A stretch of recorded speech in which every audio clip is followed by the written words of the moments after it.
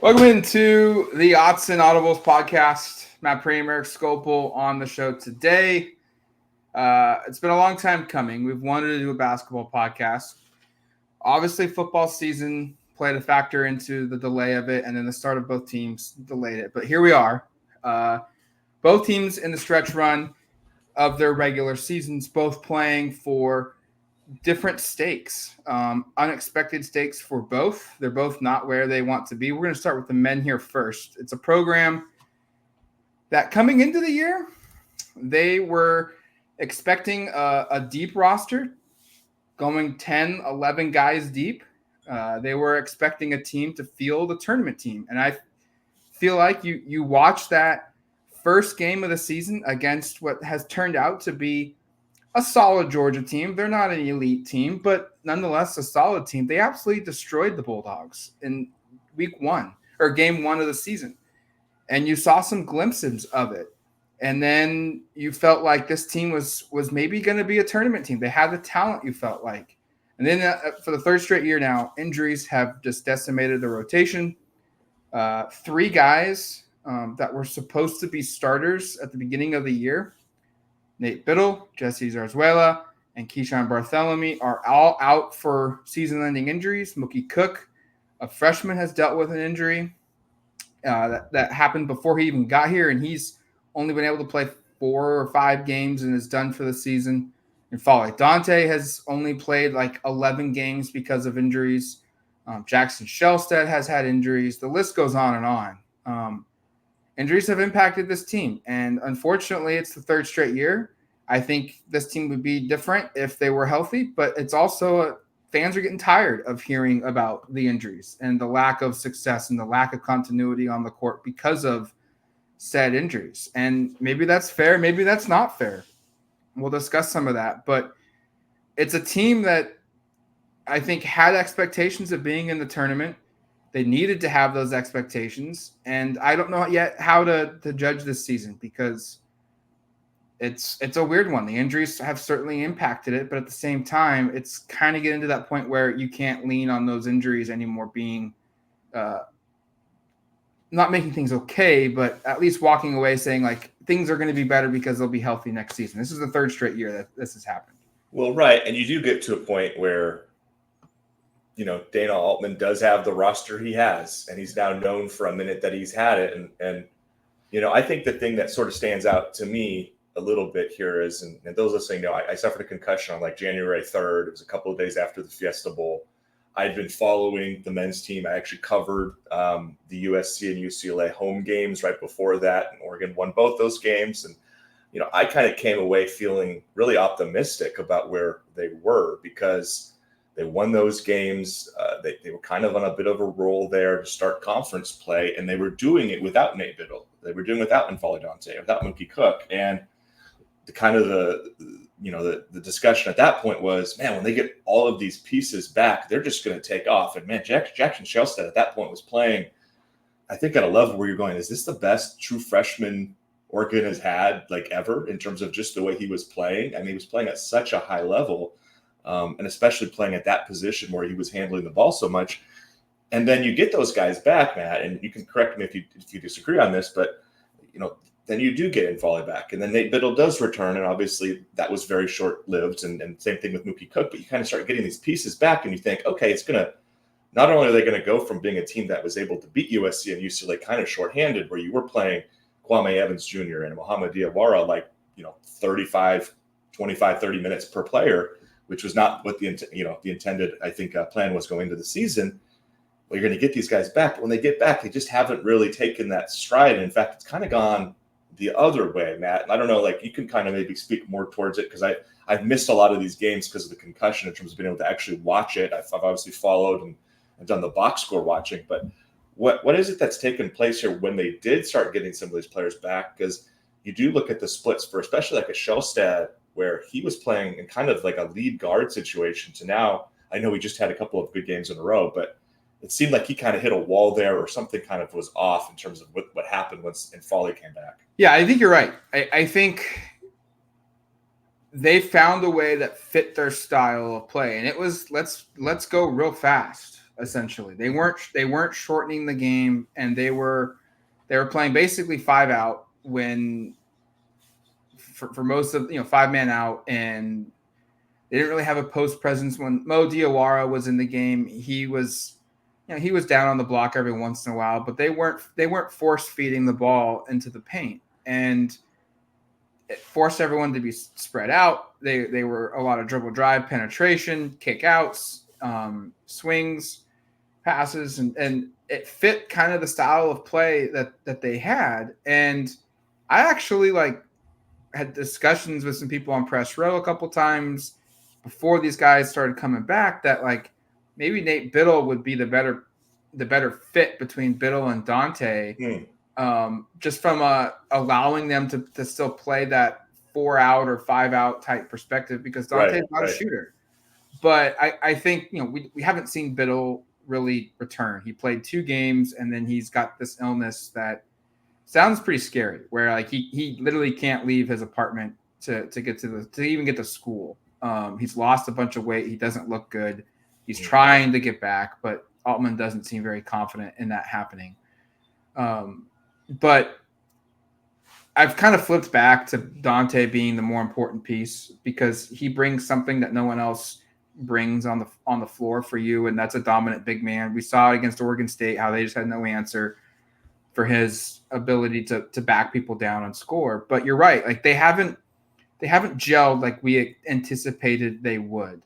But I think the bigger injury here is Jesse Zarzuela's and Keyshawn Bartholomew combined. Yeah.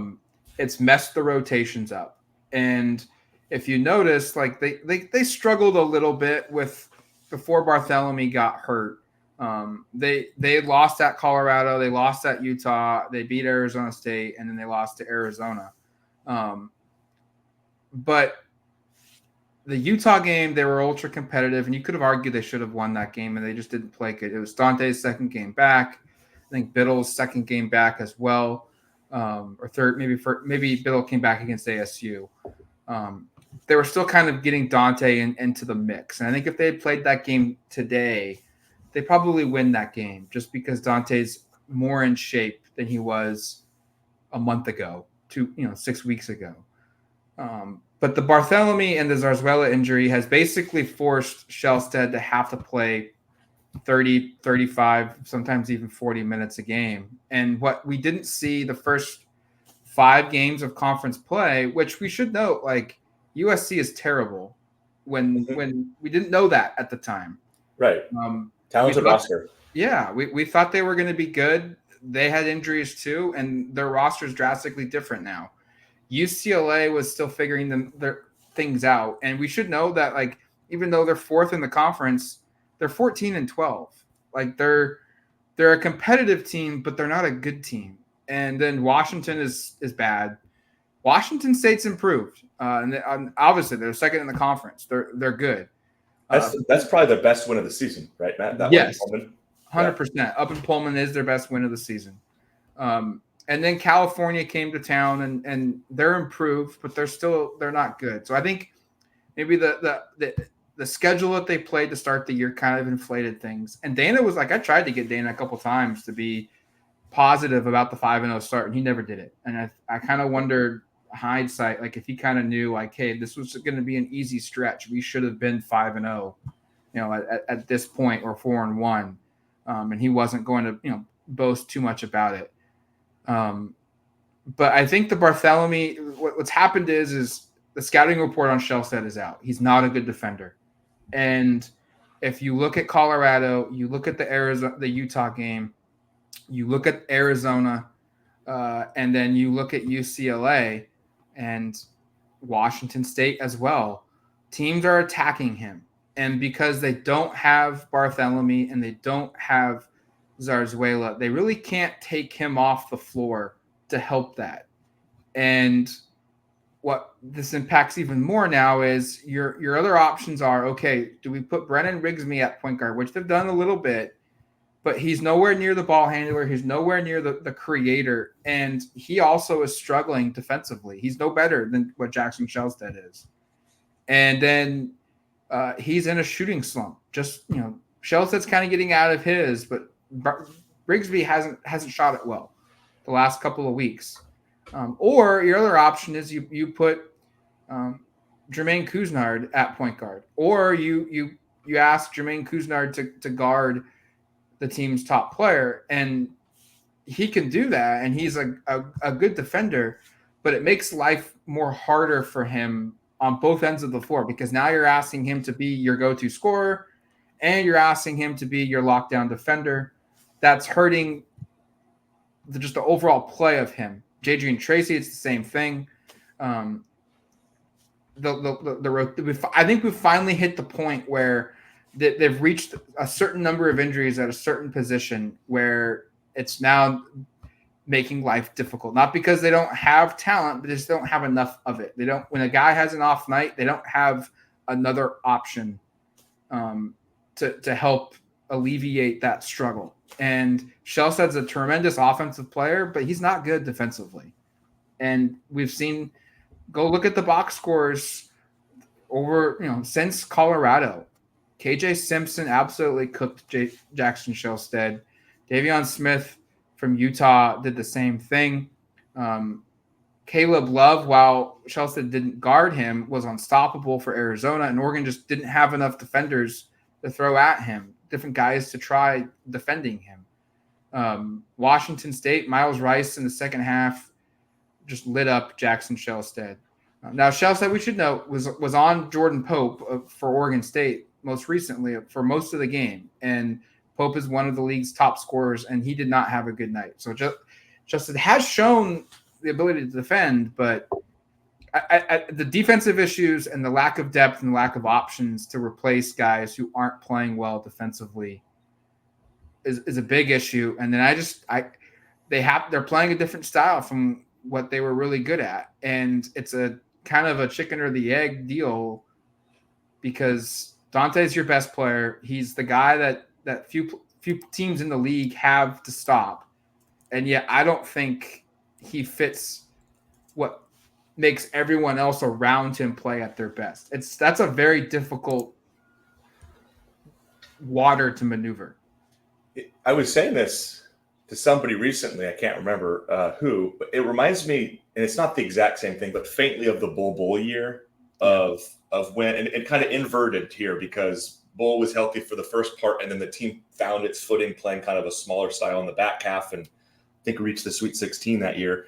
This season, the team kind of reached kind of an interesting stylistic, I think, playing a way that Dana likes to play in early January, and then Infali comes back. And I don't then want to say at all that the team is better off without him, because to your point, he's a very, very good player. But I also think there is something to your point earlier of like, if Nate Biddle or just a player who fits that kind of like archetype of a player were in this lineup as the 5, I think they would probably be off to be in a little better spacing situation, at least in terms of, because they do have to get the ball down to Infali. And to your point, teams are going to double team him because he's really, really good. If you single him, there's not a lot of guys in this conference that are going to be able to defend him. And I think he struggles a little bit at times with that double, and it should lead to a little bit more easy offense than it does. So it's a weird one, because to your point, I think he is probably your most gifted player on the roster,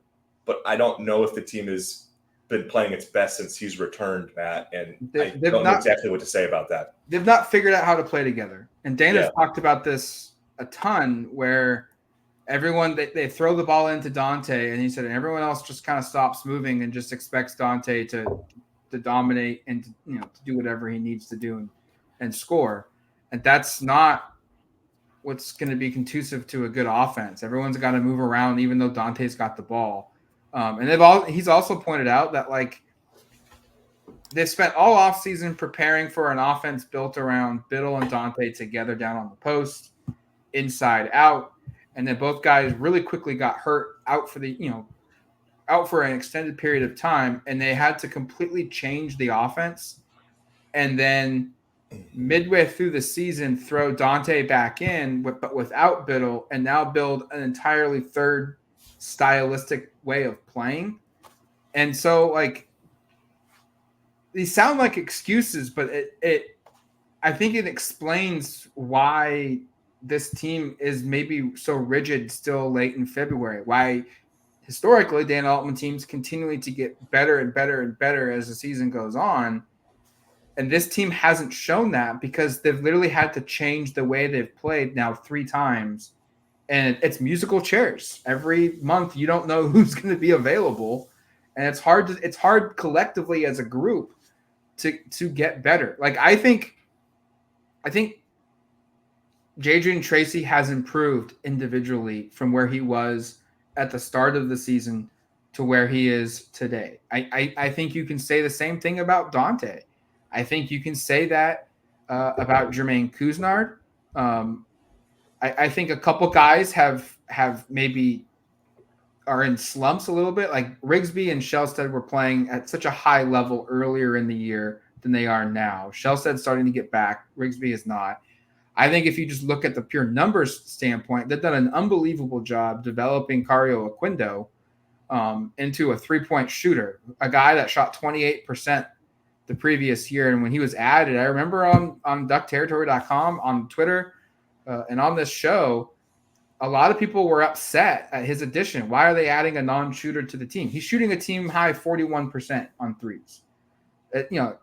He has made improvements, and he's averaging 9 points in 17 minutes a game. His defense certainly needs a lot of work. But you see guys individually getting better, but collectively they haven't gotten better as a unit like we've historically seen, just because it's been musical chairs. And it sounds like an excuse. It is one, but at the same time, like we said at the beginning of the year, this is the 3rd year of this happening. And that being a factor or being a reason why things aren't progressing, people don't want to hear it anymore. And it sounds harsh. And, Altman understands it too. He's even said it. Like, we get it. This is the 3rd year in a row. It sucks. It's the hand we've been dealt, but it's not the hand that we wanted.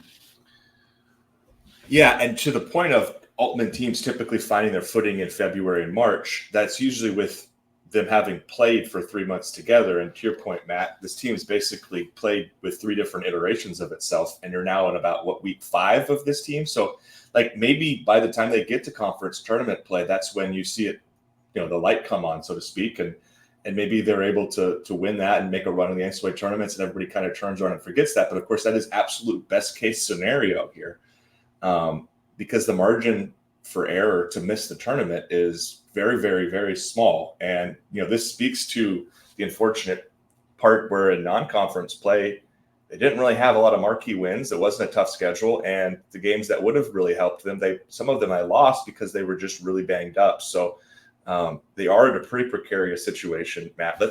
I know you wanted to do a little bit just on kind of what is in front of them, and also a little bit on kind of where you think things are with Dana, because I know there's been, I hate to say it, the 2 most popular threads on our message board for about a week and a half have been fire Dana Altman and fire Kelly Graves. And there have been a lot of back and forth amongst the fan base. So I don't know what you'd rather do first, Matt, in terms of looking at the short term or looking at the big picture with Dana, but I know those are 2 things to discuss. I think let's go big picture first. I don't think you can't be realistic without saying the seat is getting warmer. Like the pressure to win is getting bigger. I don't think Oregon should, and I don't think they will move on from Dana Altman after this season. I don't think Dana Altman will move on from Oregon after this season. So I think they're together next year. But what I do think is fair and a reasonable expectation is that this is kind of the last year that when you sit down for your exit interview as a player, or when you sit down with your internal review as a coaching staff, or when the staff, if they do, I would assume they do, meet with Rob Mullins at the end of the year to kind of just debrief the year and air, all their grievances and their positives and all that.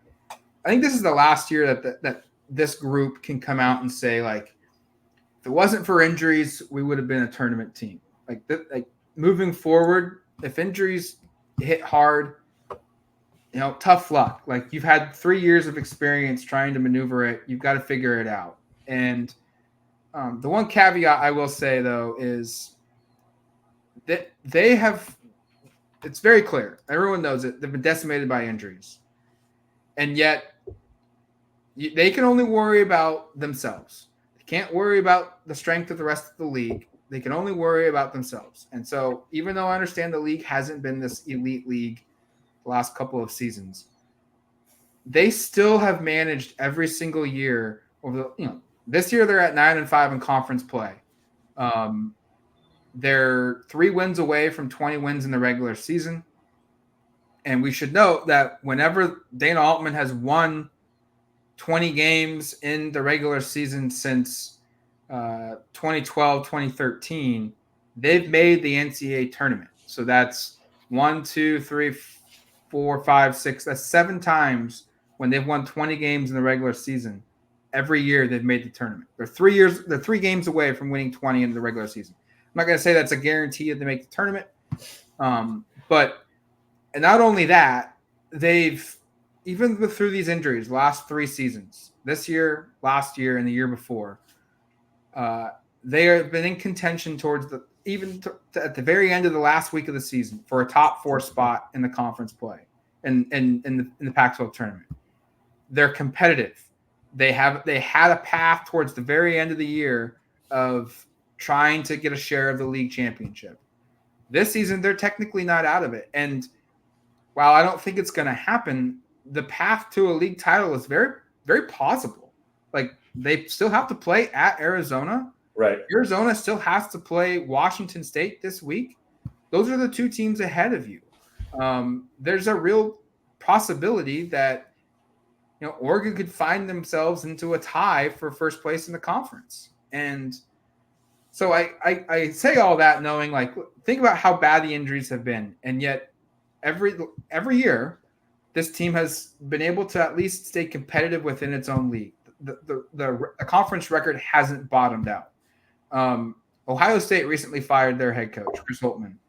And fans are going to point, well, it's because it's 2 years of not making the NCAA tournament, and they're trending on a 3rd year. And that certainly is a part of it. But if you look at his record in conference play, they bottomed out. They've got 9 wins in the last 2 seasons in Big Ten play. And it's a tougher league. It is. You have to acknowledge that. Yep. But they aren't competitive in their own league anymore. That's why they fired Chris Holtmann. Not because they weren't making the tournament. That's a factor. But the bigger issue is, if you're not competitive in your own league, you're not even close to being in discussion of the tournament. And Oregon's being competitive. So I don't think they should. I don't think they will. I think next season becomes a really big year for Dana Altman. If they don't make it for a 4th straight year, then changes get discussed. And I don't think that change includes his job status, but you have to fully evaluate what's going on here. Maybe it probably opens the door for someone having to move on from the program. I don't think it would be Altman.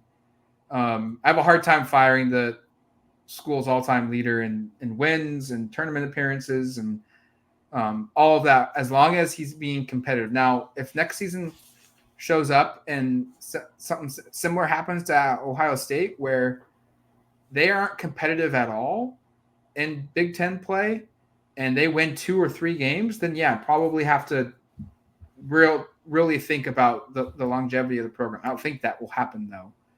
So it's probably not what some fans want to hear. I think Altman is pretty safe right now. Recruiting hasn't fallen off. Transfer portal interest hasn't fallen off. They've just been second to 2 of the most important transfers the last couple of years, and it's unfortunate they didn't get them. Dalton Knecht being at Tennessee, Antonio Reeves being at Kentucky. They were second for both those guys. So talent identification isn't an issue from a portal perspective. It's just finishing the deal. They thought they had Knecht. They thought they had Reeves, and then 2 other programs swooped in and took them. So I don't think recruiting is an issue. I don't think transfer portal is an issue. I think also, for the first time in a long time, you have roster stability. There will be transfers.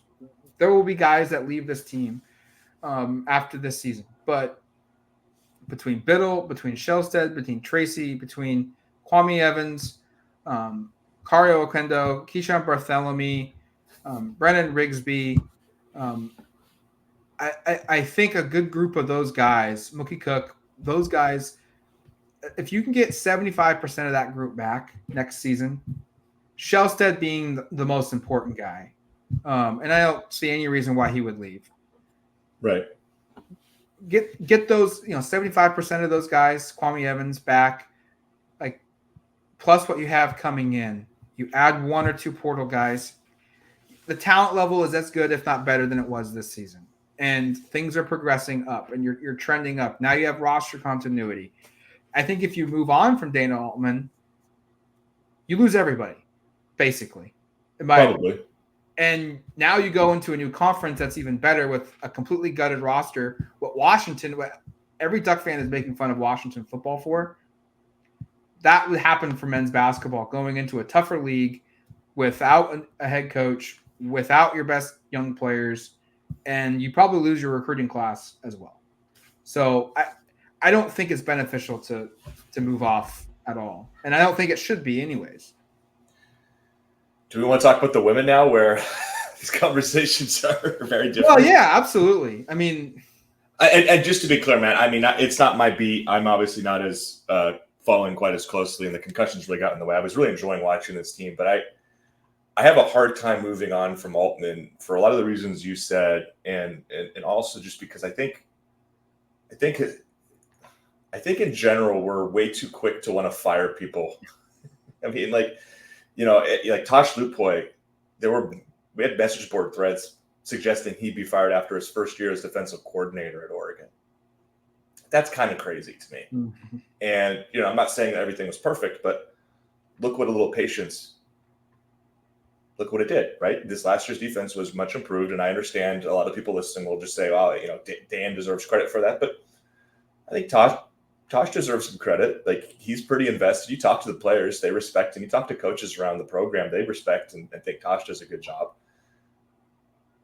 But the reality is, like, this is the way it works, is people want to talk about people being fired. So I don't know if I want to jump right into the Kelly Graves, should he be fired part or not. But real quick. You talk about we want to move off from coaches, so quickly. Like, this is really the first multi-year stretch that Altman has had at Oregon over his 14 years where it's been a struggle. Mm-hmm. And what we're describing as a struggle is a team that's still winning over 500% of its games in conference play. Like, he's only had 1 year where they haven't finished above 500 in conference play. And that was his first season when they went 7-11 in conference play. You go back the last 30 years, including Altman's time here at Oregon, and they have 1, 2, 3, 4. They have 5 seasons where he's only, where the program has had a winning record in conference play. This isn't UCLA. This isn't Arizona. This isn't Ohio State, even from a past success history. They're still in a stretch where it's the best it's ever been consistently year in and year out. And you want to move on from that because they've had 2 seasons really. We don't know what happens this year. Right. 2 seasons where it's not been its best. What you said, people want to move off so quickly, and I just wanted to point that out. Like, maybe you find something better, but historically at Oregon, it's been a lot worse. It doesn't mean you can't demand improvement. You can't demand excellence at Oregon, because you should, but just some perspective. No, it's a good perspective. The women's conversation is very different, I think. Now, the context of past success between Graves and Altman is very similar. These are the 2 best basketball coaches that have coached these programs. It's not really close. There's not really room to debate. And I know people on the message boards get fired up now when they're discussing someone should be fired, and suddenly Kelly Graves' career resume gets denigrated, and all past success with somebody else's because of what somebody else did, and all failures currently are his fault, and that's the way it goes. But that is kind of where the similarities kind of end for me between the men's and the women's programs, is that these are undoubtedly the most successful coaches that have been here. These are coaches that have reached heights that hadn't been previously reached. I mean, the women's team had I think 5 NCAA tournament wins before Kelly Graves got here. He's won 12 games in the NCAA tournament, and almost all of those took place with Sabrina here. And that doesn't even include one tournament where I think a lot of people think they probably would have won the national championship. I know a lot of people at Oregon who were diehard fans at the time felt that way. I know a lot of people nationally felt that way. But what has happened since Sabrina has left has been disappointing by, I think, anybody's standards. I don't think even Kelly Graves would come out here and say it's gone great, because you think about the trajectory the program was on, and I'm doing more of a big picture as opposed to the single year thing, but we can get to that in a second. But they land the number 1 recruiting class in the country. We call it the Fab Five in 2020, the year after Sabrina. None of those players last more than 3 years. This was supposed to be that group's final run, right? Like, if everything had worked out and they'd all stayed together, this would have been senior seasons for that class. And this is where everything would be coming into kind of focus of this was the buildup. And instead, none of those players are on the roster. The talent is very much outmatched every game in Pac-12 play. And they've lost 9 straight games. It's the most in 30 years. They're last place in the Pac-12. It's 2 consecutive years where they've lost at least 7 games in a row. Last year, they had kind of their own February to March swoon where they just dropped a bunch of games.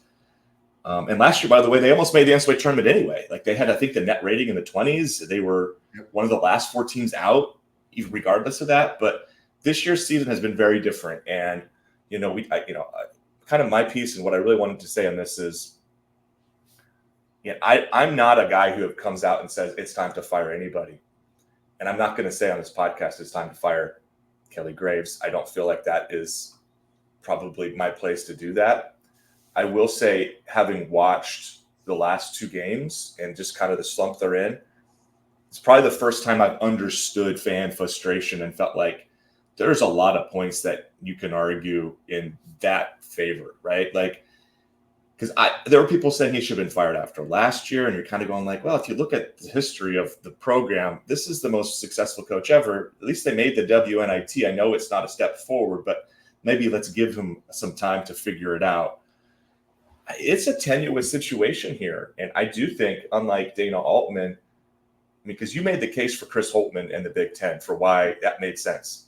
Well, Oregon women's basketball is not competitive in the Pac-12 right now. They're in last place, and the thing that's been startling for me, and again, I was with a concussion. I missed most of the games in January and into early February because of it. But just kind of looking at the box scores and how things have come together, I think there's a really important stretch just to convey how uncompetitive they've become. The first 3 times they played Colorado, they played Utah, and they played who's the third team I had on this list here? I'm trying to remember who it was. USC. The first time they played those 3 teams earlier in conference play in January, they lost by combined 37 points. Nothing to write home about. Don't be thrilled about it. 12-point per game margin. But that's at least, like, you're kind of in a game if it's a 12-point game. Like, you're at least in contact. Maybe other folks don't think that way and they think those are blowouts. I don't, because having watched or followed through some of those games, it did seem like those were entirely blowouts every single time. They then play those 3 teams these last couple of weekends here, and the margin has ballooned to like 93 points in those games. So you go from losing by like 12 points to 30 points to the same teams in the course of a month. I know these are really, really good teams, and the schedule, we should note this 9-game losing streak. 8 are against top 20 teams. That's a scheduling. That's a really tough stretch of schedule. Murderous row. It's probably one of the toughest stretches that I've seen in covering sports, just because you don't usually see it stacked on top of each other like this. In the Pac-12 and women's basketball, unlike men's basketball, is a really, really, really tough conference. And there are 6 teams that legitimately can play their way into the Sweet 16, and no one would be surprised. They're ranked in that kind of range. Since January 5th, they've played 7 top 10 teams. Yeah, it's been a really tough schedule, and they've lost every single one of them. But my point, has been, and I think what stands out from just this past weekend of they aren't competitive in these games. Again, this was my reintroduction to watching these games, and the game against USC was over after about 5 minutes. USC got up 13-2. The game was pretty much over. Actually 19-2 eventually, but like it was pretty much, it just kind of, oh, this one's not going to go their way. Same thing happened against UCLA on Sunday. I know that game ended up being 19 as opposed to 38, but you know, this is a team that is not competitive. And we can talk about roster flaws. We can talk about injuries because there have been some significant injuries. Peyton Scott. I wanted to bring that up. Yeah. Because I do think it's very interesting that the injury play gets brought up all the time for the men. And while I think this season, the excuses are starting to, or the fan base is starting to become tired of it. Right. Being a reason why. But I think generally most Oregon men's fans, the men's basketball program's fan base, they generally accept the fact that, yes, without these guys, you know, we have to take a step back in what we can do because of injuries. Like that's natural. That happens. Sure. The women, it doesn't seem to get brought up nearly as much as a factor for this season. You know the team way more than I do. Yeah. But from my understanding, they lost Peyton Scott at the beginning of the year. 5 minutes into the season. She played 5 minutes. She's supposed to be your point guard. And we know under Kelly Graves' program, if he doesn't have a point guard, things get real hard. And if you have a good point guard, like we've seen, they're competitive and they are a good team. And then to my understanding, Sophia Bell, who's now out for the year, was kind of your high potential, maybe best wing defender. Definitely the best wing defender, without question. Yeah, she was their best defensive player. She held Juju Watkins to like her lowest scoring game of the season. That's that USC freshman who scored 33 up here. Right. So you have two players, your best defender, which it's clearly you're struggling to defend, and it's clear your offense. I mean, the games that I've watched, I see Grace Van Sluten bring the ball up way more than I've ever seen, and I think that's part of her skill set, but I also think that's part of because there's a lack of a point guard on the team. And these two injuries don't get brought up, I don't think, nearly enough as would they be a top 10 team with these two players? I'm not naive to think that. But maybe it factors into losses earlier in the year where they lost to Portland at home, by 29 or whatever it was. They lost to I think Utah Tech in Utah, like right around. The really ugly one, Matt, was Santa Clara at home. I think by 39. Yes. That was the one where you're going, "Ay." Like, would those losses have happened if some of these injuries didn't play? Now, Sophia Bell recently got hurt. Yeah, I would say recently, meaning the last month. But the Peyton Scott one, like, would she have turned around some of these outcomes, or at least turned games like you mentioned where you're not even competitive? Maybe they are competitive with these players, and that doesn't get brought up enough. And I think that has to be factored into some of this discussion of job security, if we will, or program assessment, just because two key pieces aren't available and they have a short bench already. And that could, that falls on Kelly for not having a full bench, but this is a team that has very little reliable talent. They basically have three players that score on their entire team. Like if you go look through it without Bell now, I think their fourth leading scorer averages less than 4 points per game. It's basically been Grace Van Sluten, Chance Gray, and Filipina Che. And I think quietly, Filipina Che's had a really great season and has really improved. I mean, I think if there's a player on that program to point to who's really taking strides, it would be Filipina Che, who's improved as a scorer, who's improved her free throw percentages, who's, I think, become even better rebounder and rim defender. Doesn't always show up. I think against UCLA on Sunday against Lauren Betts, who's her size and just a better player flat out. This is the former number one recruit in the country. She got handled pretty well. Betts clearly won that matchup. I don't think it was really close, but I think that's encouraging. But you see strides for one player, and you still look up and go, there's not, I mean, the reality is right now, and I hate to say this, is that they're starting a shooting guard who was prior to this year wasn't even playing basketball. She was focusing on her modeling career, and before that she'd been at UC Davis and and some other smaller schools. So I'm not sure it was UC Davis. It might be UC San Diego. I think I got that wrong. But regardless, Ula Chamberlain is not somebody you're expecting going into the year to be playing a lot, and now she's starting, and that sort of speaks to the depth stuff. But I think more broadly, this was a team that was picked 8th in the Pac-12 to start. I don't think anybody had really high expectations. I don't think you're wrong at all in terms of the injury parts impacting, especially Peyton Scott. Like losing a point guard, I think even the most, anti-Kelly Graves folks out there, his biggest detractors would say that's a tough way to start a season. You lose your 5 minutes into the year. 5 minutes into the season, a fifth-year senior who scored over 1,000 points in her career at Miami of Ohio. She's lost for the whole rest of the way. Like that's just that's tough. But regardless, this wasn't a team that was going to reach the highest of ceilings. And I thought, like, at best it was going to be 7th to 8th, maybe like if everything fell together. And it hasn't come together that way, in part because they're just not as good as a lot of these teams. And that's the point that Kelly Graves continues to make. And I did want to spend a second here because I know we want to wrap up. I don't think people want to hear us talk about women's basketball for an hour based upon previous podcast discussions or the comments in the sections. But, I did think it was really notable, the back and forth between Kelly Graves and James Crepea from the Oregonian on Sunday after the UCLA loss. 9 straight losses, another game where they lose by 20. It really wasn't competitive. They got it down to 12-13 in the third quarter and it kind of had a moment there where if they could have just strung together some baskets, like UCLA didn't score its third basket of the second half until about 3 minutes to play in the third quarter. And Oregon had a chance to make a run. They didn't. Regardless, it wasn't a competitive game. And for the first time in Kelly Graves' career, and certainly the first time this year, he was kind of pressed about his job security. And he doesn't seem to be all that concerned. And I think that's correct, which is going to bum out some fans listening to this who want him to be fired. Again, I brought it up earlier. The 2 most popular threads on our message board was a fire Kelly Graves and a fire Dana Altman thread.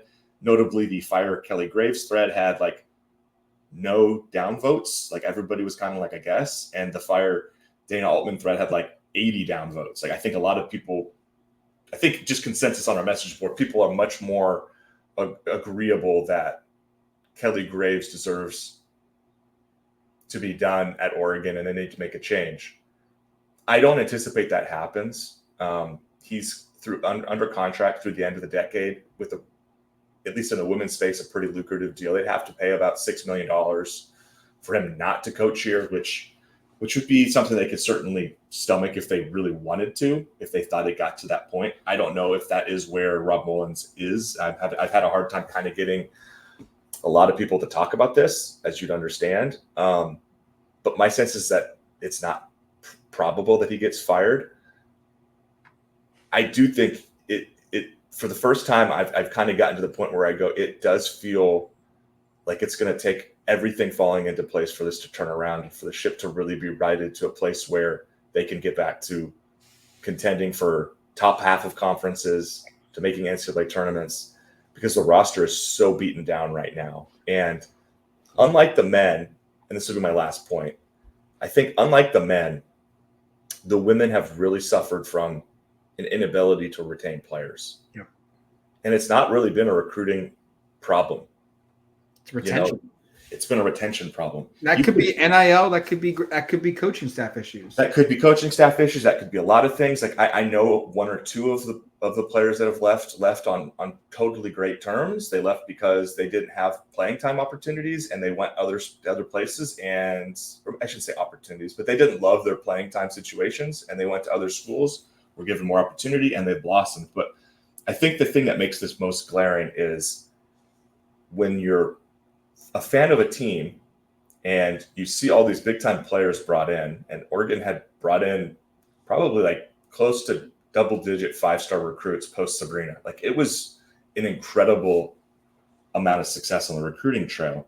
But when basically none of them stick it out for 4 years, that And I think there's plenty of reasonable explanations for pretty much all of them from everything I've heard. I don't think there's like this massive underlying thing, but even if there isn't, it becomes a problem. And because my point is, you could build a top 25 roster off of transfers from Oregon, like the players that are playing at other schools in this in the country right now that aren't at Oregon, that would, if they were to compose this all-star transfer team and they were to roll into Matthew Knight Arena, they'd probably beat Oregon by about what USC just beat Oregon by.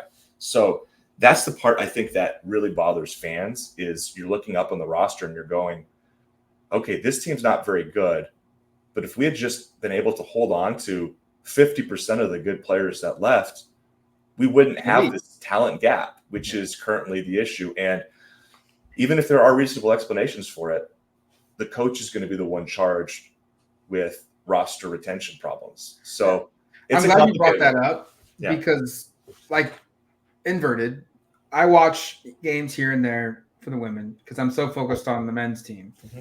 But I have caught games, and my overall interest just has gone down just because of what exactly you said. Of you look at the players that have left, whether it's Rogers or Pow Pow or Jess Shelley.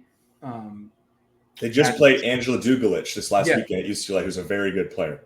You see the players leave, and I think what for me call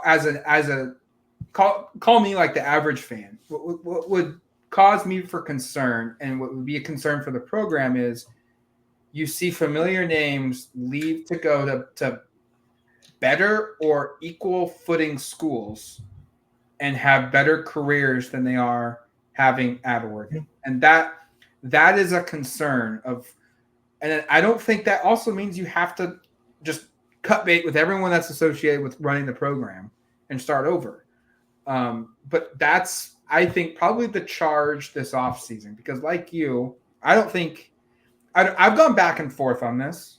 I probably lean right now like this staff deserves the opportunity to dig themselves out of this hole, to build the ladder and climb out of the hole that they're in. And I think that they could do it because you look at the history of the program, and Kelly Graves has been a winner ever since basically year 3. And the program has been elite, except for the last 2 seasons. And even like you said, last year, they almost darn made the tournament with a 7-11 record in conference play. Yeah. But you have to, I think that the charge this offseason is they've got to do a full assessment internally of, just like the men do, of are we in a competitive space in the NIL factor here? And if we're not, we need to fix that, because a school like Oregon, that's unacceptable. And I don't think that's all on Kelly Graves. I don't think that's all on Dana Altman. I think there is a genuine commitment from the school from being competitive in the NIL space. But I also think Oregon's arm, Division Street, is understandably heavily focused on football than it is on other sports. And if you want to be competitive in these sports beyond football, you still have to compete and be at, you have to be at a competitive level, NIL factor wise for basketball and other sports. We know both teams, they have seen players leave because they had better NIL options. I know that for a fact. It's happened for both programs. And the players that have left probably shouldn't have left, but they left because they had better NIL offers and Oregon couldn't afford it. That's, to me, that's not on the head coach. That's the NIL arm, and that's unacceptable for what the Oregon brand presents itself to be. But I think the coaching staff for the women, they have to figure out why are we no longer competitive? What are we doing that we were doing previously? How can we improve? Roster retainment is the biggest thing for me. Just like what happened with Altman during the middle stretch of his career at Oregon, the women's program has kind of become unrecognizable. Oh, yeah. To the average fan, that previously you knew, like, hey, like these 4 players, 5 players, They may all not start, but they're all key players. They're all going to be back next season. They were all back from last year. That is no longer the case for this team. I actually had a question for you. Like, hit me with it. This is a multi-year fix. Mm-hmm. But the positive thing for basketball, unlike football, is you can quickly turn around a roster. Sure. Like you can flip it entirely. And if Chance Gray and Van Sluten and Filipina Che come back, Sophia Bell gets healthy and is back, that's four players that you feel like, hey, you've got four athletes that can be competitive.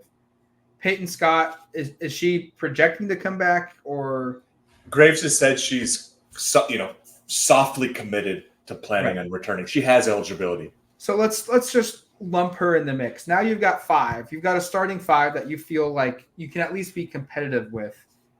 And look, you're going to a conference that's not going to be as good as the Pac-12. That has to be acknowledged as well. Like the road will get a little easier next season. With those 5 being your core, do they have enough pieces coming in? I know they've got 2 really talented freshmen, a point guard and a post player from Germany or overseas, one of the 2. I can't. Luxembourg Barkley, as I've heard her nickname. She's from Luxembourg. With that 7, it's like you. Do you feel the confidence that they can go out and they can add 2 or 3 portal players? Or is this something that, hey, even with these additions and some roster retainment, the confidence that 2024-25, they're going to get back to being a top 25 team, is that too unrealistic to think that as a possibility? It's a good question, Matt, and it's hard to sometimes project this because sometimes the bare bones of a good team don't look like the bare bones of a good team. Sure. What Oregon has put out recently in terms of the talent looks terrible, like comparative to the other teams. But the fact that I do think they have kind of 3 good players. I do think Chance Gray, Grace Van Sluten, and Filipina Che are all good players and starting caliber players. I think 2 of them are being completely miscast. And I think some of that, is Kelly related. Some of that is injury related. But like Chance Gray should be playing off ball. Like I think that's where she's best, is being a high-end perimeter shooter who can be a secondary ball handler, who can be a creator. But she's been asked to play point guard all year. And Grace Van Sluten, and this was the talk coming into the season, I think perplexed fans even then, has wanted to play more on the perimeter to help her WNBA draft stock. And that experiment has not gone very well with them playing 3 humongous players. I mean, they're basically going out there and playing, if you want to use, the men's equivalent in height, it's basically a couple of 7-footers and like a 6'10" player at small forward. That's like kind of what they're playing right now. That's just a really big team. And it's especially problematic when they're so slow up front. And, neither of the bigger players, being Shea or Basham, are particularly light of foot or able to really defend multiple positions. Are kind of limited to somebody in front of them and just being large and taking up space. So I say that because I think if you were to say the lineup next year was, and again, we'll see what happens with Graves. I think he'll be back, but if we're just talking big picture, the key is to retain those players, Matt. You're right. There's like 4, maybe 5 players that you need to retain if you're actually going to try to right this ship, and it's the players you brought up. But if you could have a lineup where Van Sluten was actually playing the 4, which is her natural position, Che's at the 5, Chance Gray's at the 2, Sophia Bell's at the 3 where she belongs, and Peyton Scott's at point, which again, this was the starting 5 to begin the season. This is what the plan was. If you could actually put that into place, that roster would make some sense and could be decent against a lot of the teams in the Big Ten, in my opinion. But the problem is you'd have to hit the portal really hard, I think. And you really need to gut this bench. Like there's not a player out of the players we mentioned who is a must keep otherwise. So do I think that's the bare bones of a top 25 roster? No, I don't. Do I think it's a team that could win 16, 17 games next year? Possibly, if everything else falls right. But I do think this is probably not a 1-year rebuild where they're suddenly, hey, we're shooting high again. We're back and soaring with the top teams. I think this is a situation where, unfortunately, regardless of who the coach is, because I think if somebody else comes in, they're going to have a hard time too with what's currently on the roster. And I know maybe they'll have great portal connections and they'll be able to build a great team. I think for Oregon women's basketball fans, like I would be surprised if 24-25 is a particularly great season, almost regardless of who the coach is. I might be totally wrong. Things might fall into place and some of these players develop. That's the thing we don't always talk about is players do get better. And for Gray and Van Sluten and Che, you're all pretty inexperienced players, like not a lot of college experience from those players. They're getting those reps in. Maybe they all take big steps this offseason. They're all representing their national teams this year. So maybe there's an opportunity to develop more there. But it's going to take a lot for this to look the way people want it to. And I hope that there's patience in the long term, but I know there won't be because right now everybody wants the staff to be fired and for everything to start over. But we'll see what happens. This has been very discouraging is where I'll leave it, because I know we just spent a little bit of time trying to build up what would happen if Kelly returned and maybe they could turn it around. They have issues. They have issues. And I want to be optimistic, but it's hard for me to get there because I think one of the core parts of our projections for next year is everybody's retained. And I've actually heard the team camaraderie has been great and that the team chemistry is good and that there does feel like a long-term commitment, but the track record has been Oregon loses 2, maybe 3 starters basically every offseason. And if that's the case this offseason, Kelly's not going to have a lot to stand upon. And I say that as somebody who has supported him since my time at Gonzaga. I have a lot of respect for the way he's run his program.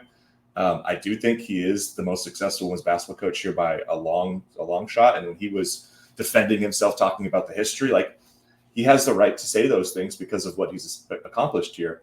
I also think it's really hard to sit up here and put on a positive spin of I think it's going to be really good in the short term and in the long term because they've reached a real impasse here where the roster is just not good enough and you're not getting, to me, from my perspective, the in-game coaching and kind of roster decisions, like lineup wise, it hasn't necessarily been super encouraging either. So I wish there was more positive news to share there. And again, I don't anticipate that there's a coaching change made, just to make that point clear. And I'm not saying it couldn't happen. It could, but I would be surprised.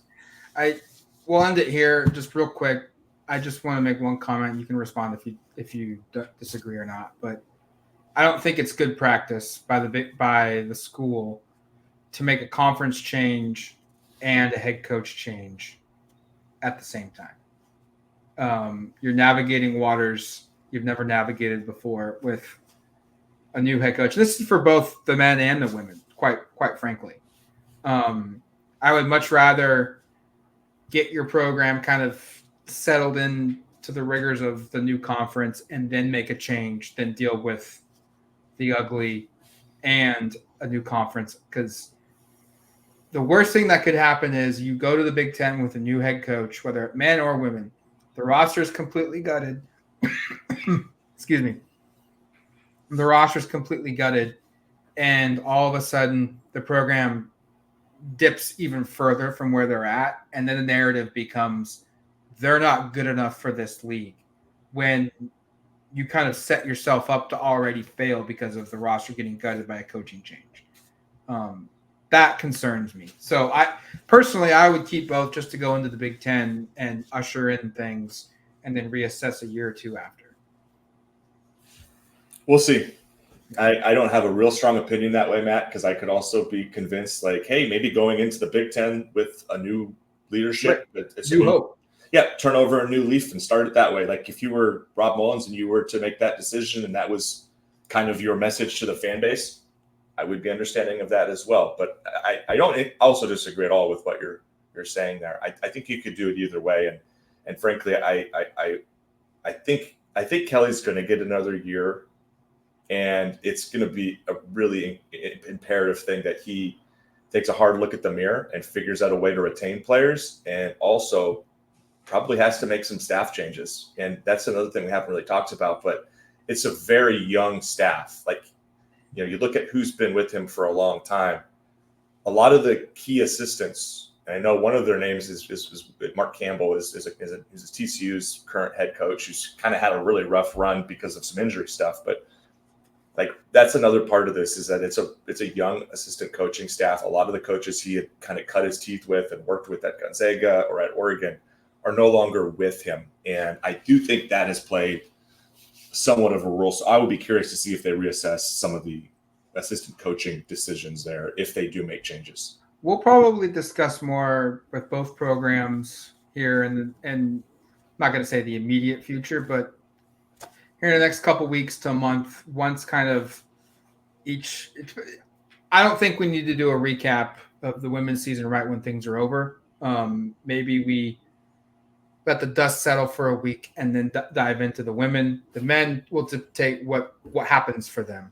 But we're definitely going to need to circle back. What the timing of this will be decided later. But we're going to circle back on both programs towards the end of the season or shortly after the end of the year and kind of reassess. And I anticipate, look, the portal opens in less than a month for both the men and the women's programs. I anticipate we're going to have a very clear-cut idea of what the rosters will look like shortly after that portal opens. And just like football, guys got to go quick, girls got to go quick, and the longer you wait, if you're going to go, the more it hurts you. So I think we'll have a clear idea of who's staying, who's going, and what that means for each program shortly after the portal opens. So we'll circle back, but until then, you've been listening to the Autzen Audibles Podcast. Talk to you later, folks.